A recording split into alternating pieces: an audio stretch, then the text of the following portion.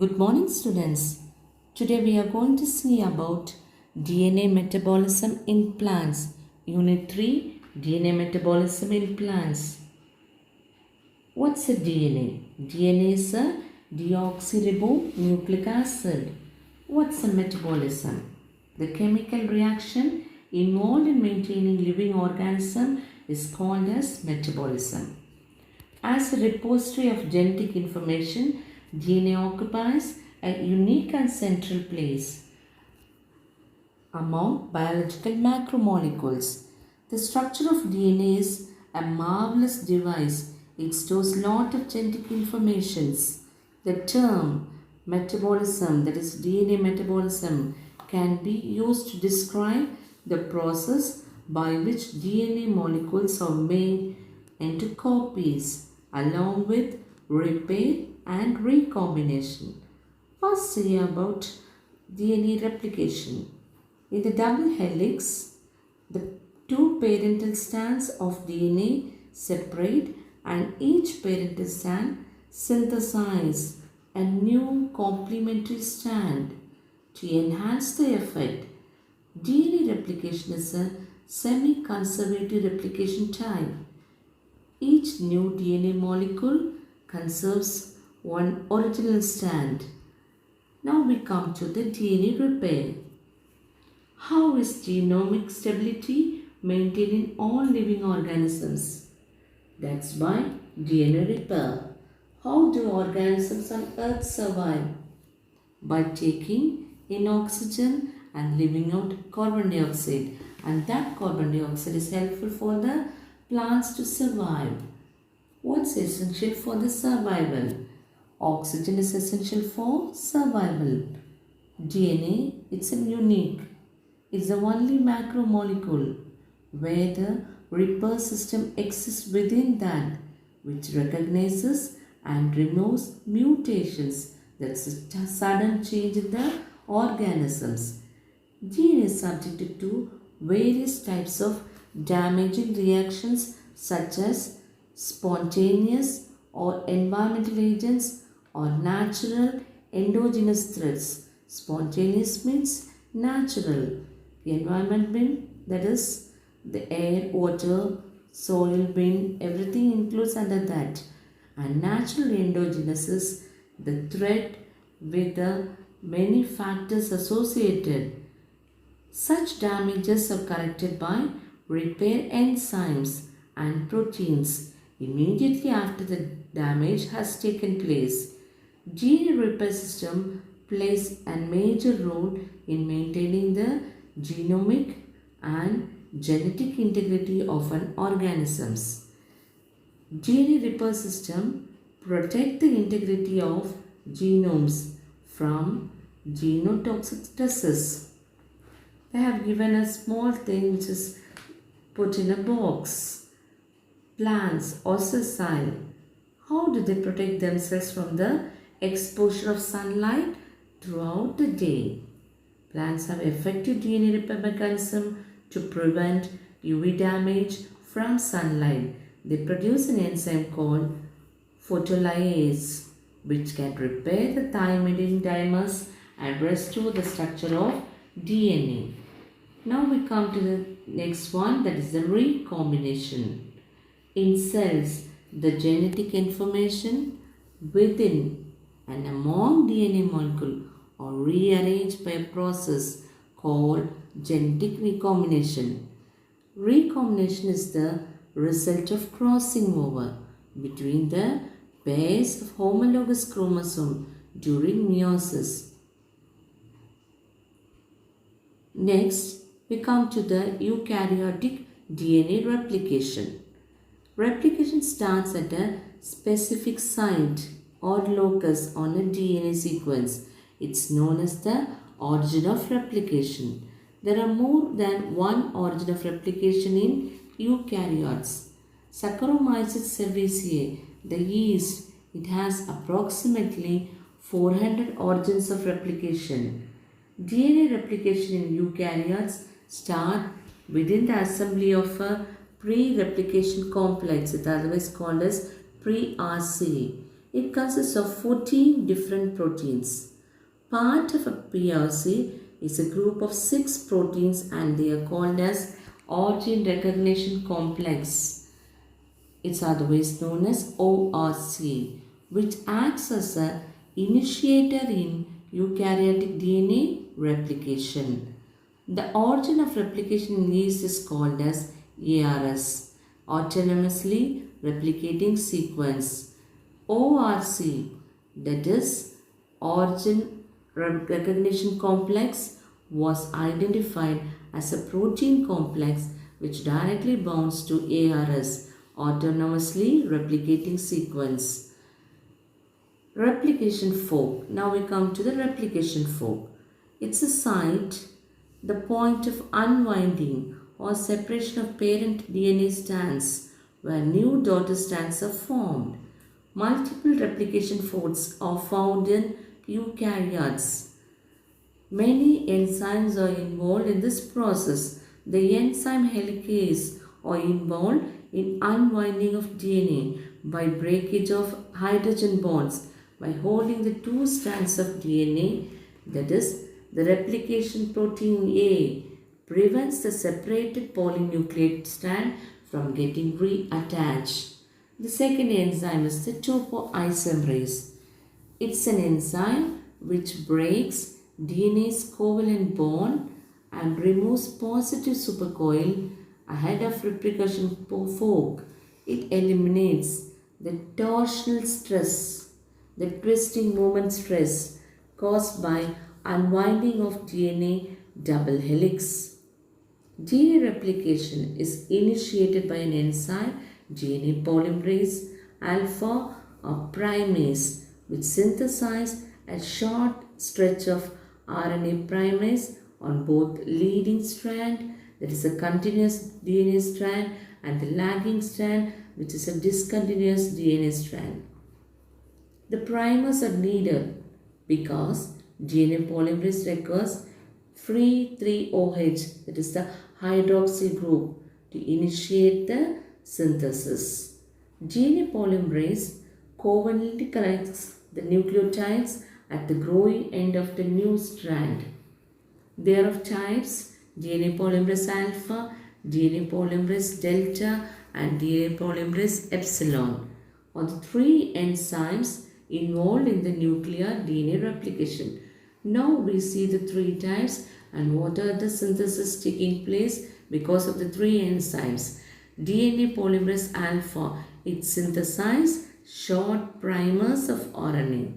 DNA polymerase delta, they are mainly in the replicating enzyme of cell nucleus. DNA polymerase epsilon extend the DNA strand of replication fork. The one which is given here in the box, that is the DNA polymerase beta. It does not play any role in the replication of normal DNA. Function is removing incorrect bases from damaged DNA. It is involved in base excision pair. Now we come to the next topic, that is the DNA synthesis.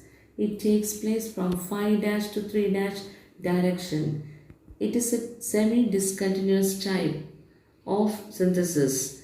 When DNA is synthesis, it starts from 5' and ends in 3' direction. Only in the free 3N, that is the OH group, the DNA is elongated. In 1960s, Reiji Wakasaki and his colleague found out that the new DNA strand are synthesized into short pieces and they are called as Okazaki fragments. In discontinuous strand, when the Okazaki fragments are united by another enzyme called as the ligase. Lagging strand, where the replication takes place, it starts from 5' to 3', which is opposite in the direction of the fork. The continuous strand called the leading strand, the same replication direction, 5' to 3' in the same direction. This is how the replication movement takes place. DNA ligase joins any nicks in the DNA by forming a phosphodiester bond between 3 hydroxyl group and 5 phosphate group. Arabidopsis telomere sequence, that is TTA, GGG. T is the thymine, A is adenine, and G is the guanine. Plants lack telomere clock. Plant meristematic cell produces telomerase. So, the meristematic activity has an unlimited ability to divide. Plant telomeres do not shrink in somatic cells of vertebrates. Telomerase levels are higher in root tips and seedlings, in which it has a higher amount of meristematic cells than proliferating structures like leaves. What is a special mechanism which replicates chromosomal ends? After the replication of chromosomes, the enzyme telomerase adds several more repeats of DNA sequence to the telomeres. Telomeres use short RNA molecules as a template and add repeated sequences onto telomeres, and that's called as nucleotide polymerization. Next is about the energetics of DNA replication. Deoxyribonucleotide such as deoxyadenosine triphosphate, deoxyguanosine triphosphate, deoxycytosine triphosphate, and deoxythymine triphosphate. They provide energy for the synthesis of the DNA. Purpose of deoxyribonucleotides: it acts as a substrate and it provides energy for polymerization, that is to smaller molecules to form the larger molecules. Now we come to an experiment which is given by Taylor and co. Herbert Taylor, Philip Woods and Walter Hughes demonstrated the semi-conservative replication type in Visia faba. They labeled DNA with 3H-thymidine, a radioactive precursor of DNA, and performed the radioactivity. They grew root tips in a medium in the presence of the radioactive labeled thymidine so that the activity is incorporated into the DNA of the cells. The outline of this labeled chromosomes appear in the form of scattered black dots or silver grains on a photographic film. The rooted tips with labeled chromosomes were placed in an unlabeled medium containing colchicine to arrest the culture at the metaphase and examine the chromosome by autoradiography. The observations were: in the chromosome first generation, the radioactivity was found to be disturbed to both the chromatids because in the original strand of DNA double helix was labeled with radioactivity and the new strand was unlabeled. In the chromosome of the second generation, only one of the two chromatids in each of the chromosome was radioactively labeled. This proves the semi-conservative method of DNA replication. Now we come to the next topic, that is protein synthesis in plants. It takes place in two major steps. One is transcription and another one is translation. Transcription, it's a process in which one strand of DNA acts as a template to generate mRNA with a basis complementary to the template strand. It is catalyzed by the enzyme called RNA polymerase. Transcription and process of RNA takes place in the nucleus, whereas translation occurs in the ribosomes, that is found in the cytoplasm. In eukaryotes, mRNA molecules are monocistronic. That means only one protein is being derived from each mRNA. The strand of DNA which is oriented from 3' to 5' serves as a template for the synthesis of mRNA. So it's otherwise called as template strand, non-coding strand or antisense strand. Now we come to the next strand, that is coding strand, non-template strand or sense strand. The other strand of DNA which is not transcribed is called the coding strand. So what's the promoter? A specific sequence of DNA nucleotide is called as the promoter. It consists of the data box and transcription sort site. Now we see the termination sequences. These are the sequence of DNA which tells the RNA polymerase to stop producing RNA molecule. Eukaryotic structural gene has three features. One is regulatory elements, another one is data box, and the third one is the transcriptional start site. Transcriptional start site consists of 25 base pairs that upstream the sequence TATA-AT is known as data box or Hogness box, which is present in core promoter. General transcription factors or GTF are the proteins which recognize base sequences of DNA and controls transcription.